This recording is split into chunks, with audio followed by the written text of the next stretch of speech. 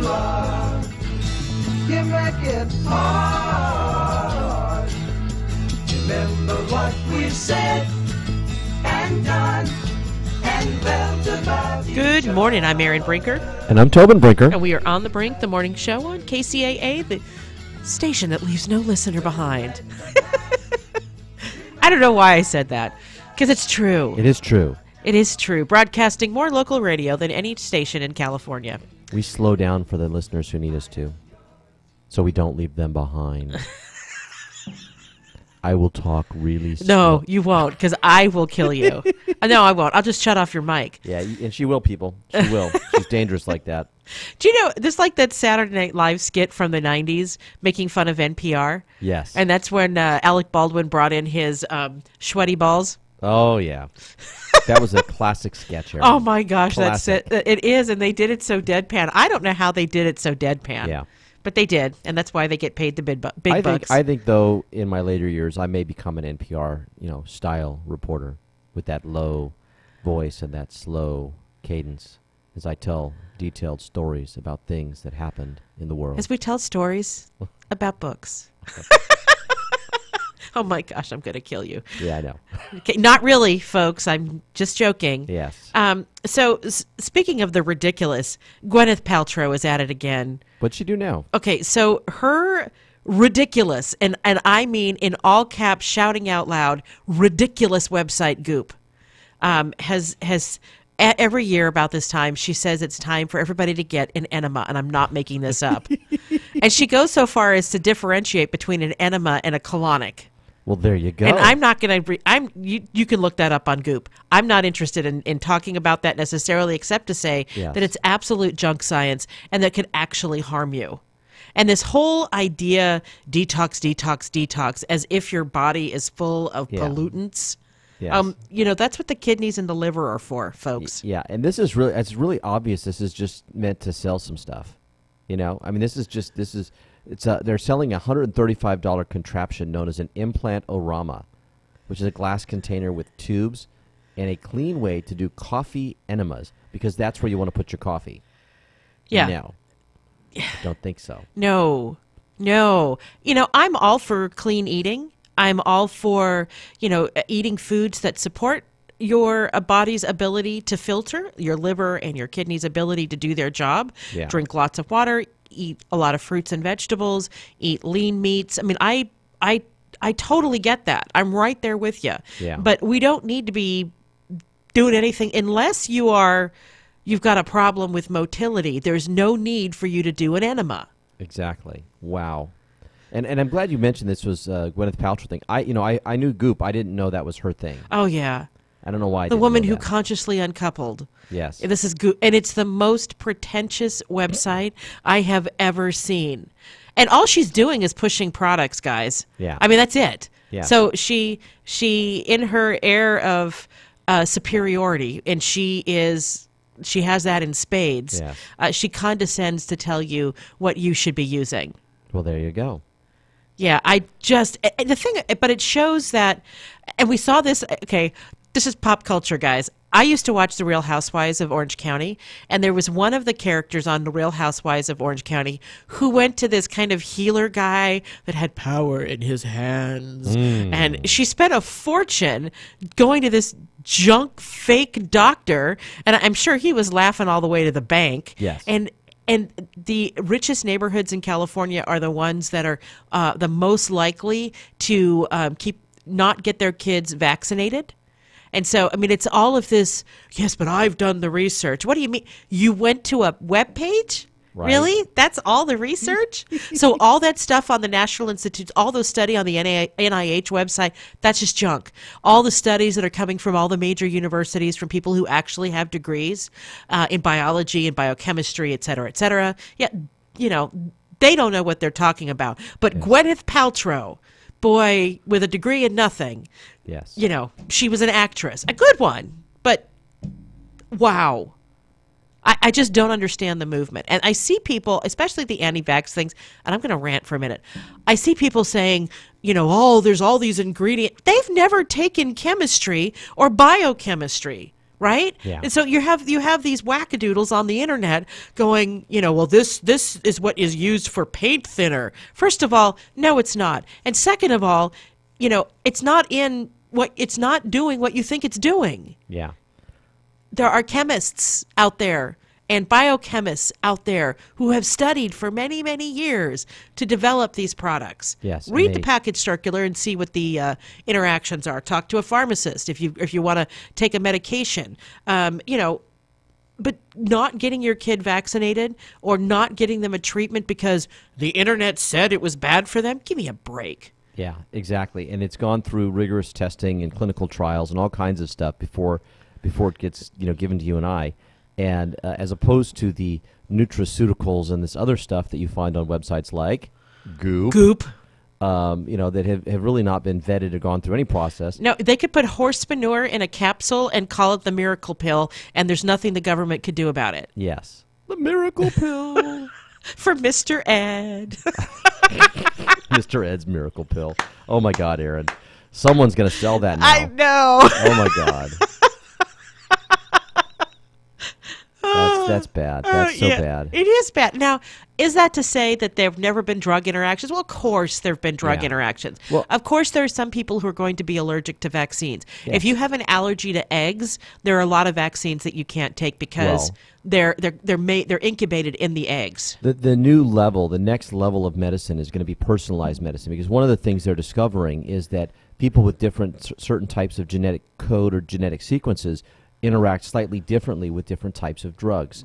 And so what you're going to begin to find is that they're going to refine the specific combination of those chemicals that made that drug to work better with specific genetic codes, right? So that they'll get better at sort of figuring out which ones have negative interactions with certain people, right? Indeed. Based on your genetic code. I mean, this is really where we're headed. Yeah, it is. Right? It is, but in the meantime, yeah, the people who are, and I'm railing on the anti-vaxxers, but the reason why I am is because only in a world where those diseases are not prevalent, measles, mumps, rubella, polio, et cetera, only in that world can you say that the vaccine is worse than the infection in the first place. Yeah. Polio left people paralyzed and in agony. It did. Measles is the most infectious disease on the planet, and little kids and people with weakened immune systems die from it. And I can go down the line.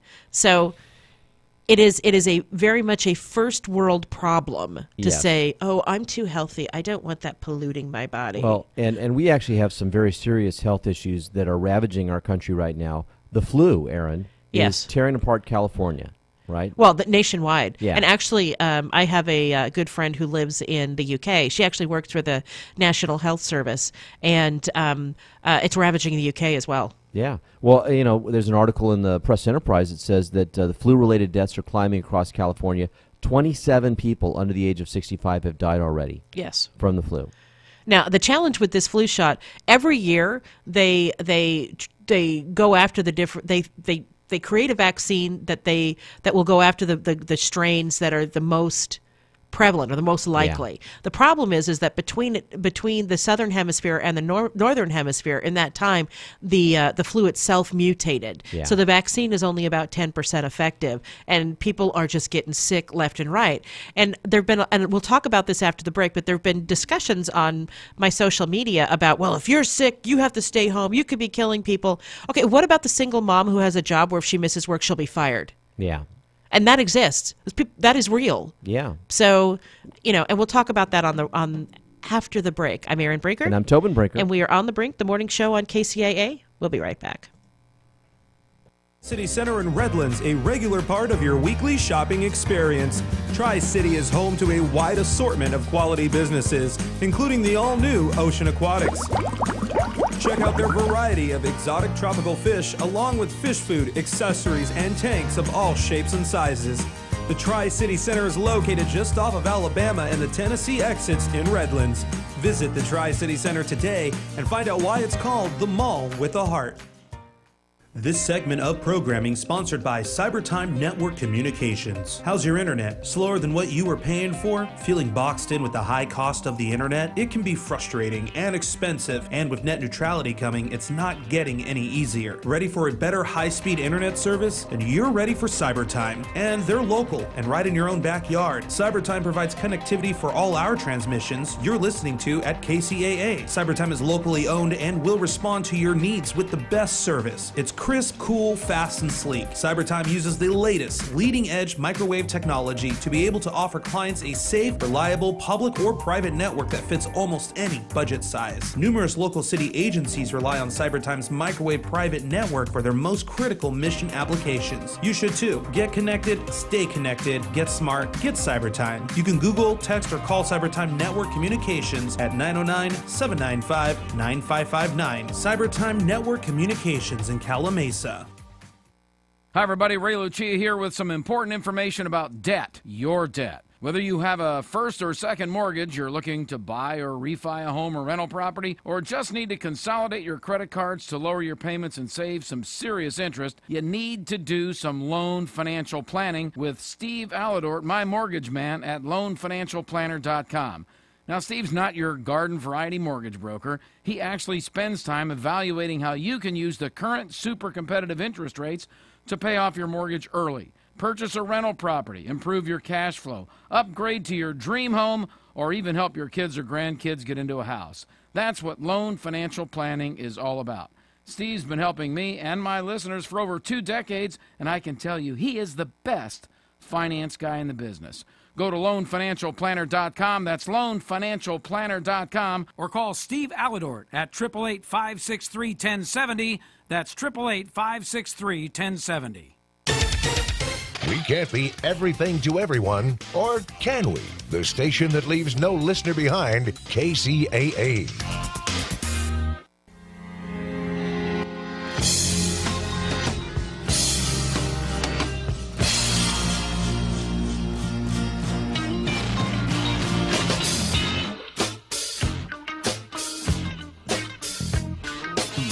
Welcome back. I'm Erin Brinker. And I'm Tobin Brinker. And we are on the Brink, the morning show on KCAA. And as we mentioned before the break, when there's a lot of discussion on Facebook about if you are sick, stay home. And I agree, stay home. But if you have the kind of job, because this flu lasts 14 days. Yeah. So if you have the kind of job where if you miss more than 1 or 2 days, you'll be fired, what are you supposed to do?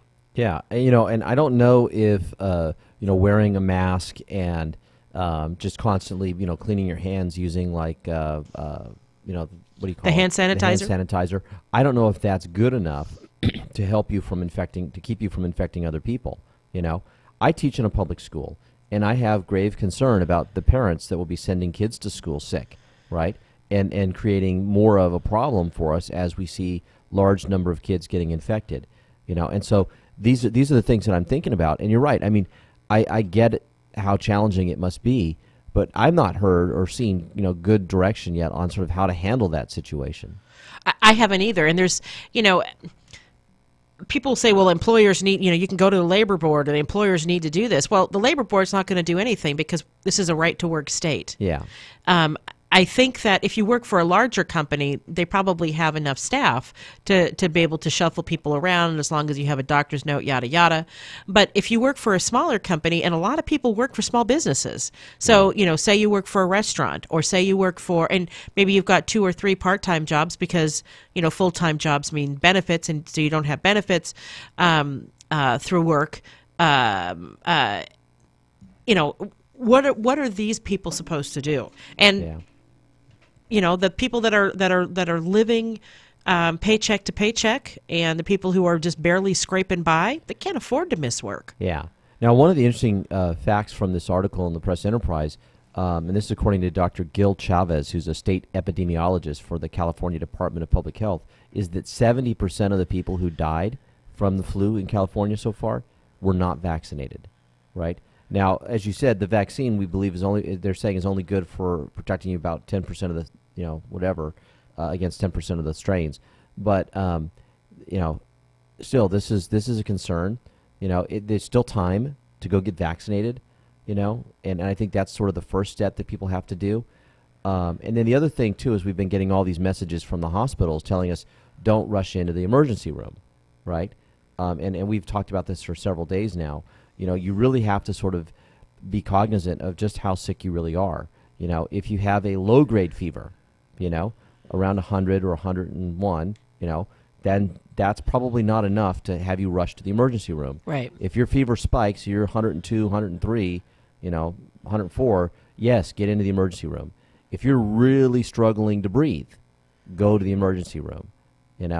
Those are the kinds of issues. But if you've got the traditional sort of things, you got to manage with over-the-counter stuff, right? You got to just kind of stay home and tough it out. Drink your hot soup. And I think that's the sleep and constant rehydration. Yeah. So that your body has something to fight the flu with.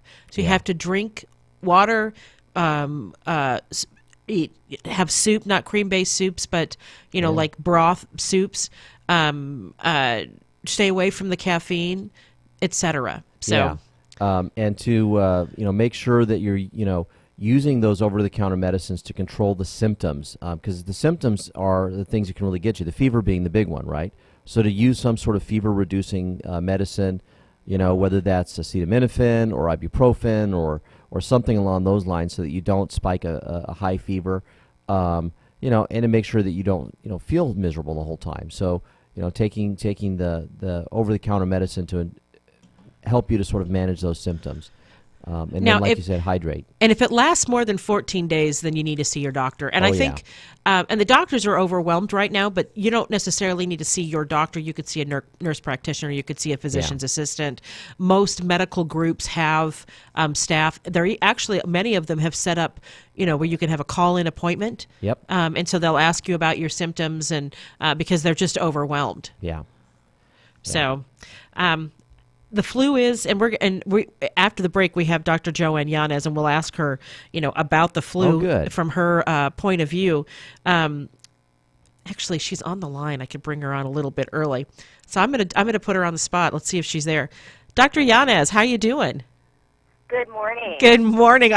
So I'll do the full regular introduction after the break, but we're talking about the flu right now, and I thought, it would be, since you're a doctor, it'd be great to get your opinion about what's going on. Wow. Well, I know my husband's a hospital administrator at St. Bernardine's, and the hospitals here are overwhelmed right now with flu cases. So I think, health education, basic health education on is it the flu? What should I do for the flu is vital for people so that they don't go to an ER or a doctor's office if it isn't something that needs attention at an ER or a doctor's office. Because what ends up happening is they get everybody else sick. They do. And it keeps getting passed. And this is coming from somebody who got slammed with the flu. I don't know if you remember back in November. I think first off is, knowing your body. Obviously, if you have any additional health concerns, if you're elderly, if you're very young, if there's asthma, or there are other conditions on board where you're at high risk for problems from the flu, definitely seek out medical information. I think what I just caught the tail end was, call your doctor, let them know your symptoms, and if it's needed to come in, then of course go in. But, just the basics, rest, hydration, good old chicken soup, lots of fluids, broth, garlic. There are a number of botanical medicines that can help, in some cases, shorten the prodrome and shorten the virus. And so, I think just all of those good basic things that we do when we're sick, and take good care of yourself so you don't get it in the first place. Because it has been, I guess, 27 deaths throughout the state of California, people under the age of 65. Yes, this flu, and I think we talked about it last time. The coverage for the flu vaccine this year was not great, and so I can't say that this is it's very extremely unfortunate, but it's not surprising that we're seeing this kind of a bump in flu with the flu vaccine not covering it as well as it normally does. So let's go ahead and thank you very much for that. let's go ahead and take a break. And Dr. Yanas, we will give you a full introduction when we come back. I'm Erin. I'm Erin Brinker. And I'm Tobin Brinker. And we are on the Brink, the morning show on KCAA. We'll be right back. KCAA Loma Linda, 1050 AM, K292 FQ Riverside, and K293 CF Moreno Valley. NBC News Radio. I'm Lisa Carter. Emergency officials in Southern California expect more deaths from the mudslides in Santa Barbara County. At least 13 people are dead after mudslides and floods swept through the areas where massive wildfires scorched thousands of acres. Santa Barbara County Sheriff Bill Brown describes the devastation.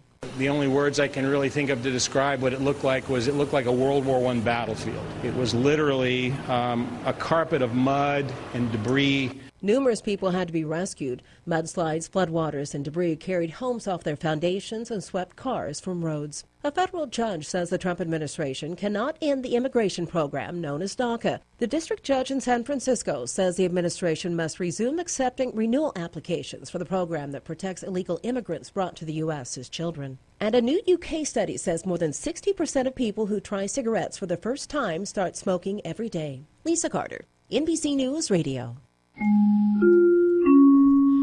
It's time for your KCAA AM 1050, FM 106.5, and FM 102.3 traffic report. I'm Erin Brinker.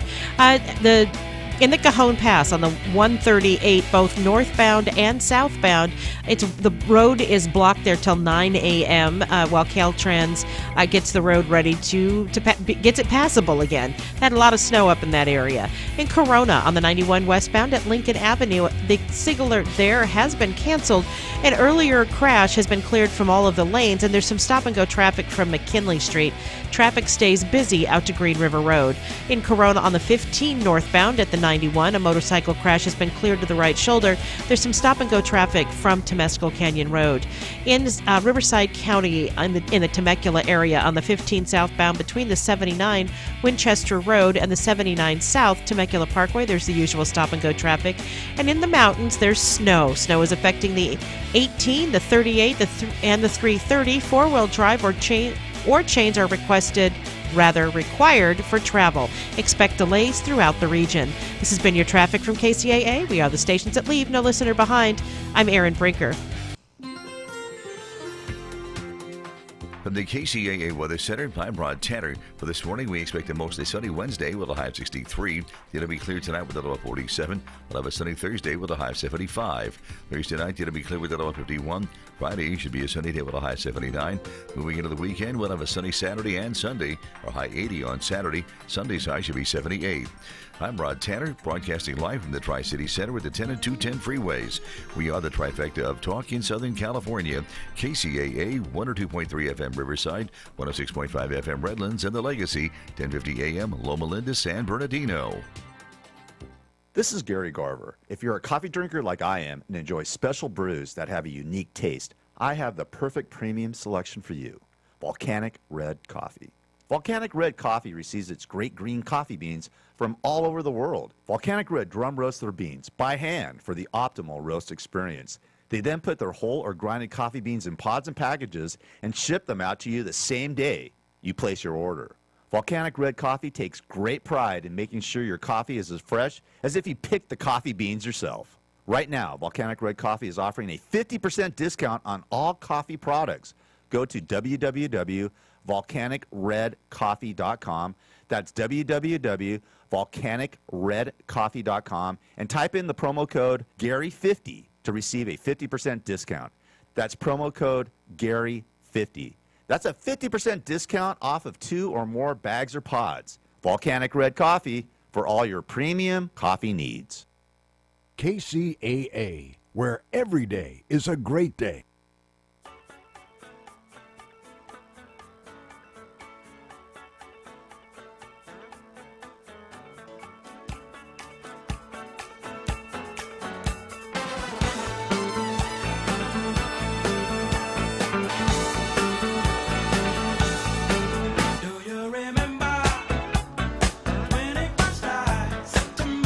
Welcome back. I'm Marion Brinker. And I'm Tobin Brinker. And we are on the Brink, the morning show on KCAA. And excited to welcome back to the show Dr. Joanne Yanez. She is the executive director for the Association of Accredited Naturopathic Medical Colleges.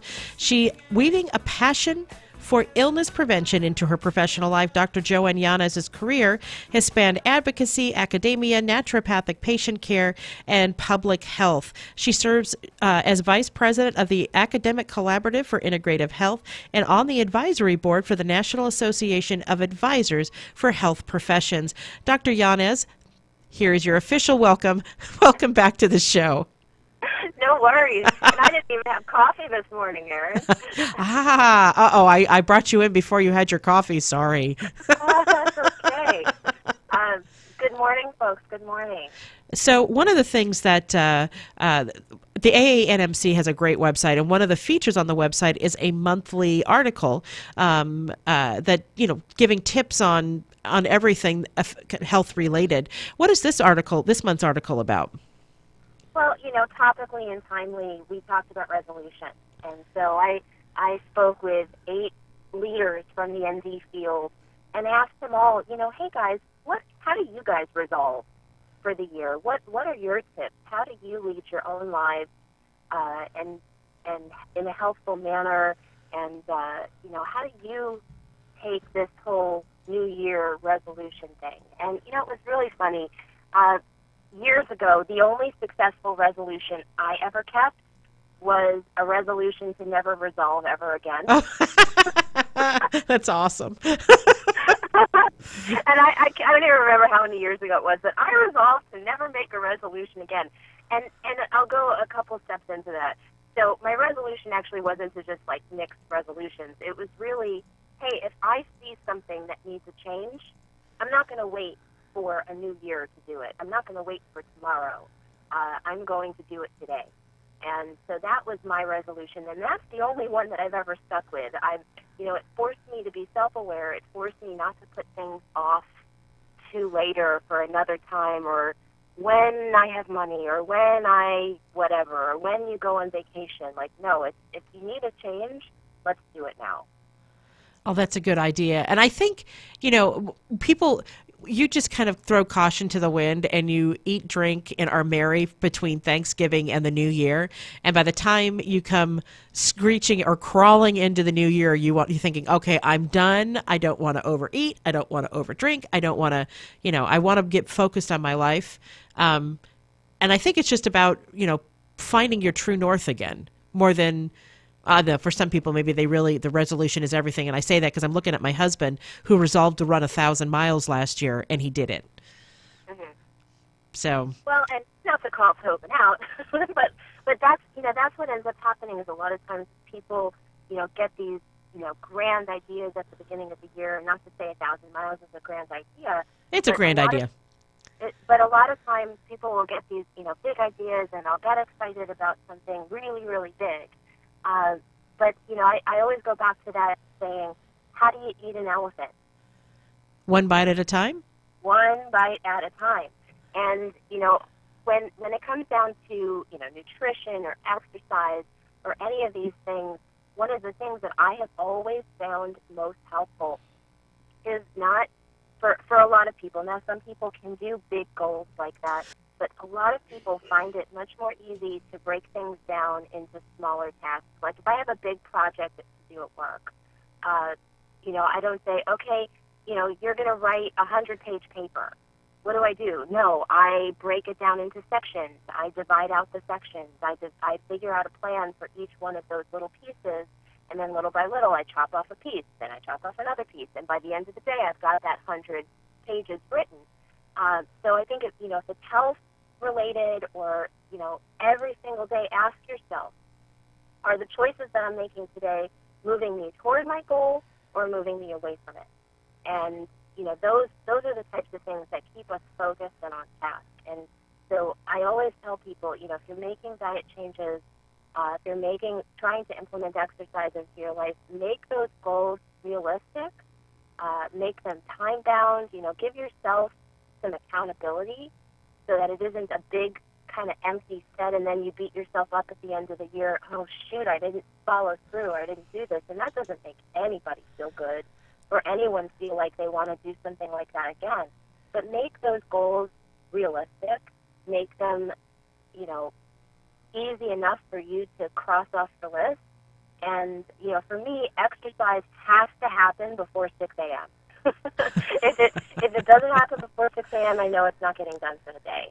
And, you know, so I have always just kind of figured out what works for me, but everybody's got to do that for themselves. And so whether it's a plate of food, and you're looking at that plate of food and, okay, are these food choices right now going to move me toward my goal, or are they going to move me away from my goal? And am I okay with that choice?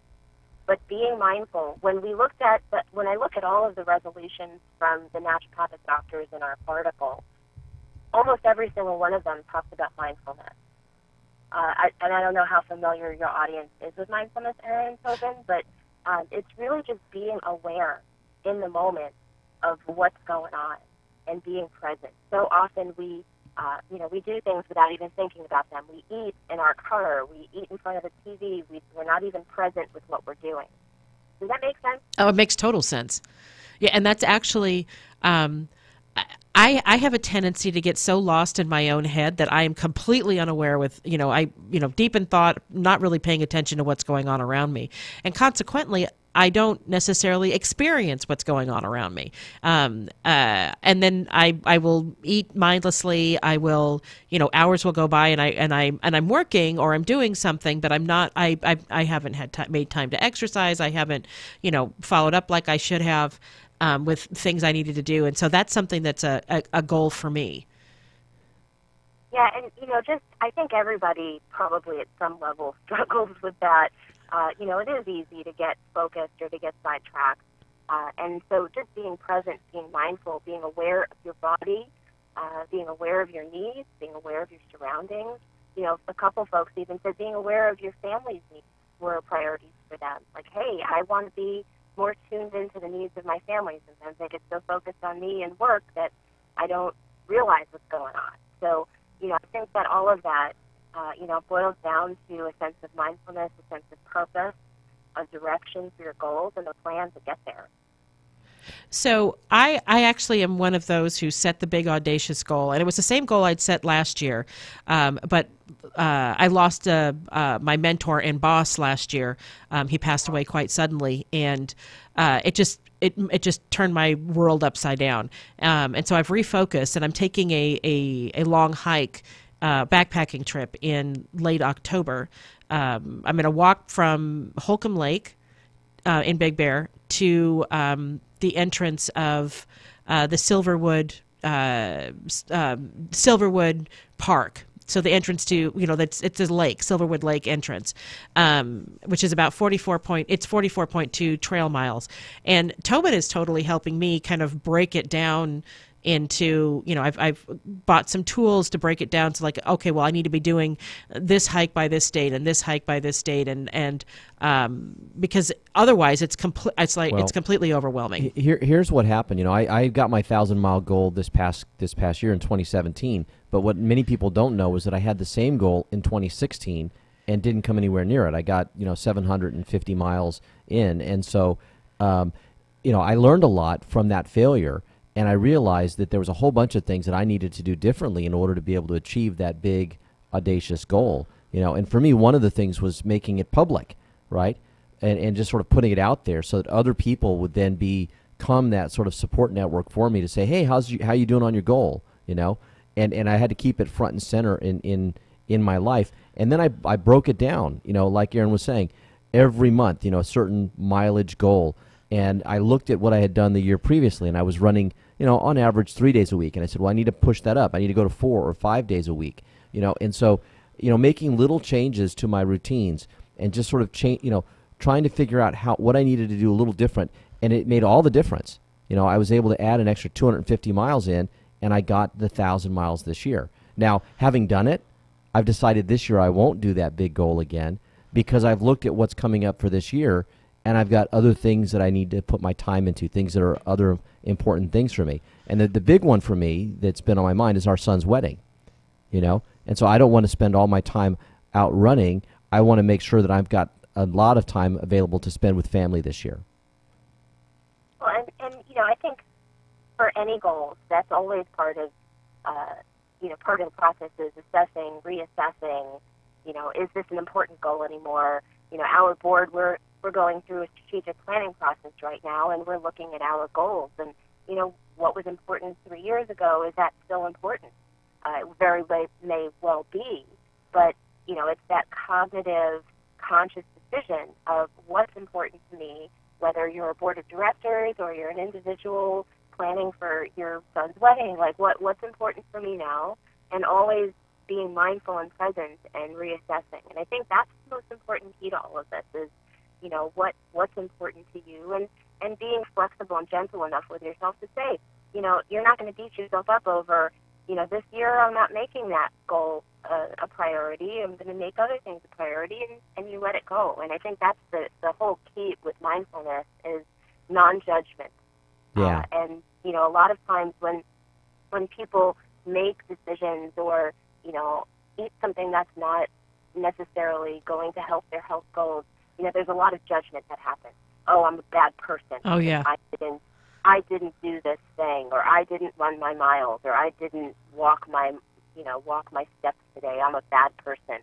And they make a judgment call. And that's unfortunate because, you know, mindfulness really tries to teach us to go through life without that judgment. You just take it, okay, I didn't make my steps today. What am I going to do tomorrow to make them happen? And, you know, rather than taking that time and going all internal and you know, beating yourself up, you know, what is that old, half my family's Catholic, the self-flagellation, the beating yourself with Yes. My Catholic husband can relate. Yes.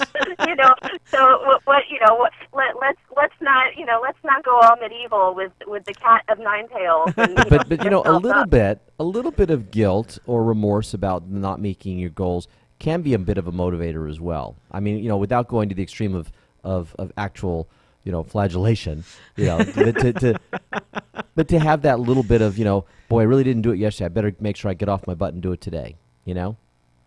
Well, and that's totally fine. I think, you know, that's the recognition, but a lot of people will go into, you know, and I'm sure you know what I'm talking about, will go deeper into that and start to make judgment calls. Like what you just said is not a judgment call. It's just, well, I didn't get it done today. I really want to make sure that I get off my butt and do it tomorrow. Well, that's not an I'm a bad person for not doing it. No, the I'm a bad person for not doing it is my MO, not his. Yeah, and I think that's the important part that you're saying is that, you know, sometimes we attach our identity so much to these things that when we allow it to become a negative, that it really is self-defeating then, you know? And we can't beat ourselves up like that. And that's where a lot of people fall down. And, you know, you'll see the gym is excessively busy right now, and in about 2 weeks it won't be. Yes. And you know, I think, you know, people get, you know, they have good intentions, they get started, and then, you know, they miss a day or two here or there, and they start to feel bad, and they start to get demotivated, and then it just, you know, there's an embarrassment or a shame that sets in, and it doesn't happen again until, you know, December 31st.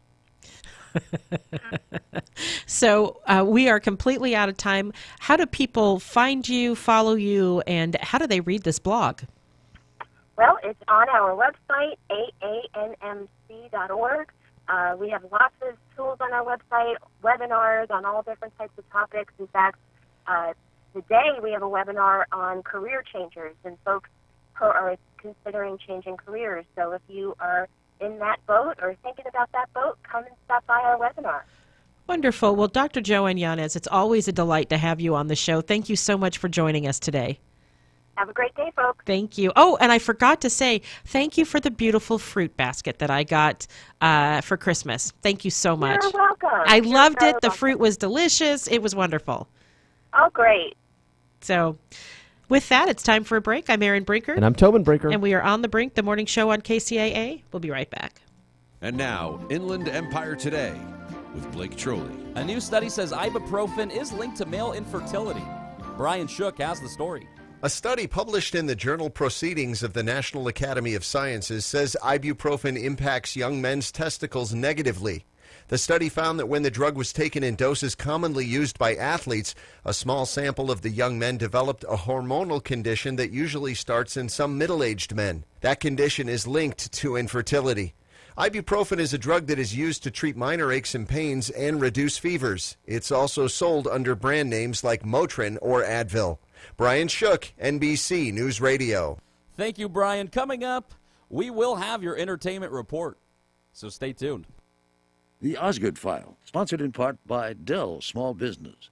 Talk to a Dell Tech Advisor today to find the right Dell PC for your business. This is Charles Osgood from the Dell Small Business Studios. Potholes are a nuisance for drivers on the road, but sometimes they can be much more dangerous, and they're also expensive to fix. But what if the holes and cracks that appear in the roads could repair themselves? That prospect after this. In Switzerland, some researchers who wanted to create a world without potholes decided to add magnetic nanoparticles to what is called bitumen, a sticky black binder used in road construction.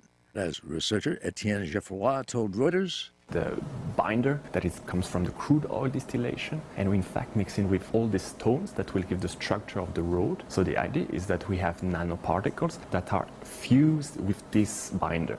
Applying heat to the road made with this special material will melt it enough for its holes and cracks to fill themselves in. You will come with the magnetic field and to heat up this road through these nanoparticles, and this black binder will be able to flow and to close the micro cracks. Self-healing roads would still need a little upkeep now and again. At least once a year, maintenance vehicles equipped with giant magnetic coils would have to pass over the roads to reset the material.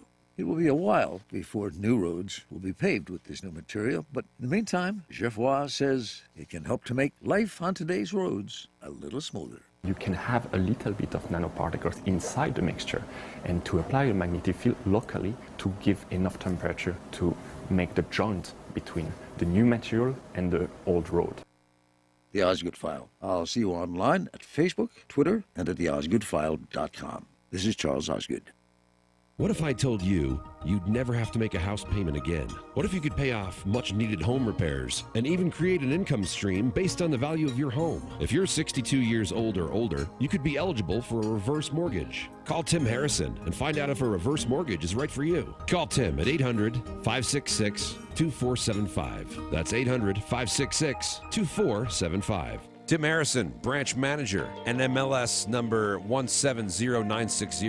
Broadview Mortgage Corporation is licensed by the Department of Business Oversight under the California Residential Mortgage Lending Act. License number 170952. Registered with the Nationwide Mortgage Licensing System and registry number 813B544. Broadview Mortgage, equal housing lender. Remember, if you never want to make a house payment again, except for property taxes, maintenance, and insurance, that's 800-566-2475.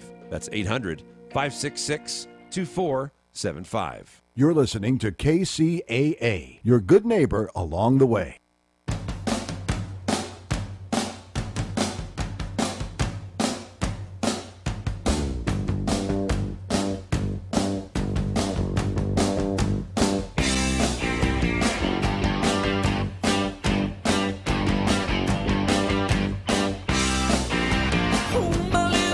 Welcome back. I'm Erin Brinker. And I'm Tobin Brinker. And we are on the brink, the morning show on KCAA. And there's a strange story out of Louisiana. And it has got me fired up, Erin. Oh, my God. Okay, so a Louisiana teacher went to the school board meeting. They had a special school board meeting to discuss the superintendent's new contract, right? This superintendent was given a $30,000 raise. Oh, wow. $30,000 raise. And this teacher was upset about it. And so she put in her speaker slip and she spoke. And then at another part of the meeting where they had open for some public comment, she actually got into a back and forth with one of the board members who was asking some questions.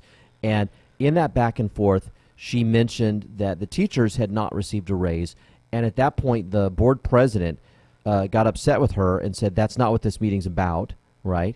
And she was then escorted out by the police, right? So they had an officer there who basically was removing her from the meeting because she was talking about something that was not on the agenda. Okay, so any elected body has shut people down for talking about things that are not on the agenda.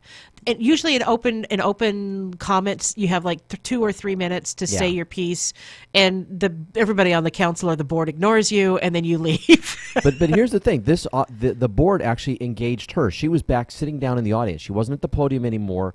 Someone had asked her. One of the board members had asked her a question. She was responding, and then brought this up, and that's when all of this occurred, right? And so they have video. People, have their cell phones today. We live in an amazing time. Plus, they have the official video of the board meeting, and all this got onto YouTube. So she gets escorted out of the building, and she's quite polite about it. She stops, picks up her purse, and exits quietly. She's not making a scene, no screaming or yelling. But as soon as she gets out in the hall, she gets arrested. And she's a tiny woman, and this officer is this big guy. And now we see her in the hallway, and he's putting handcuffs on her. And hauling her out. That's crazy. Right?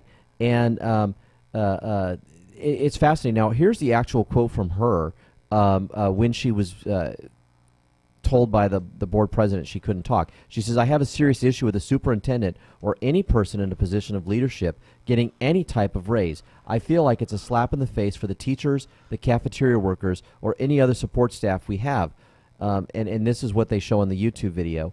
And then the board president again, responds to her, and it's really a mess. And I really think that the school board made a big mistake here. In having this officer there, and B, sort of encouraging or asking him to arrest her, because I'm certain the officer would not have made that move without somebody directing him to do that. It just doesn't make any sense to me, because what she did is part of why they're meetings in public. Yes. I just, what she did was not out of the ordinary, or No. she wasn't wearing a weird costume and making noises and shouting and screaming at people. She wasn't, none of that happened. I know. That's what's amazing to me. And they've just turned her into a martyr, right? And of course, she's a middle school English language arts teacher, right? Again, a petite little lady. Apparently she's got a kid in the district as well. And the board voted to give the superintendent his raise, and there was one board member who did not vote in favor of it, and that board member spoke out in favor of this teacher and basically said, this was a mistake, and it's going to be fascinating to see how this played out.